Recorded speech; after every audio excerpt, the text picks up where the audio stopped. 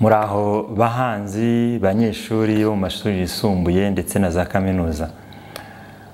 Inteko y'umuco mu rwego rwo kwizihiza umunsi mpuzamahanga w'ururimi kavukire uzaba tariki 21 Gashyantare kwezi kwa kabiri 2023 yateguye amarushanwa yo guteza imbere ubuvanganzo cyane cyane imivugo. Ayo marushanwa ateye ate rero?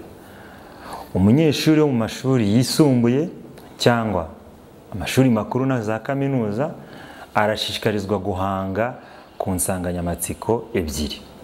Mu mashuri yisumbuye insanganyamatsiko iragira iti uruhare rw'ingoro ndangamurage z'u Rwanda mu gusigasira no kumenyekanisha umurage nyarwanda.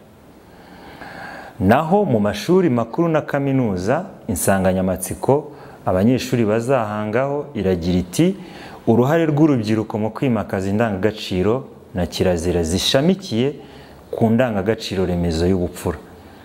Nituvuga indangagaciro remezo y'ubupfura utekereze n'izindi ndangagaciro zishamikiyeho nko kwiyubaha, kugira umutima, kwanga umugayo n'izindi. Murashishikarizwa rero kwitabira aya marushanwa.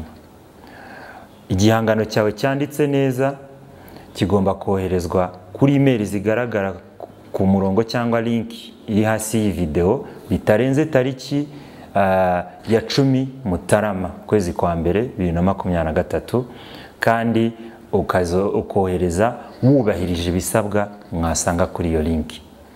Ibihembo birashimishije. Umunyeshuri uzaba wa mbere yaba mu mashuri yisumbuye na kaminuza azahabwa 200,000 by'amafaranga y'u Rwanda. Uwa kabiri ahabwa 150 by'amafaranga y'u Rwanda. Uwa gatatu ahabwa 100,000.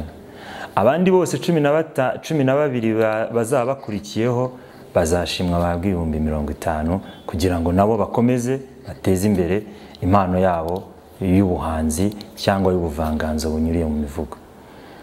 Ndagira ngo mbamenyeshe ko nanone imivugo 15 ya mbere izandikwa mu bitabo by'imivugo inteko y'umuco izasohora kandi ibisakaze. Si intangiriro nziza se? Ndabashishikariza ntimuzacikwe rwose, dufatanye guteza imbere ikinyarwanda, dufatanye guteza imbere umuco n'umurage by'u Rwanda. Murakoze cyane.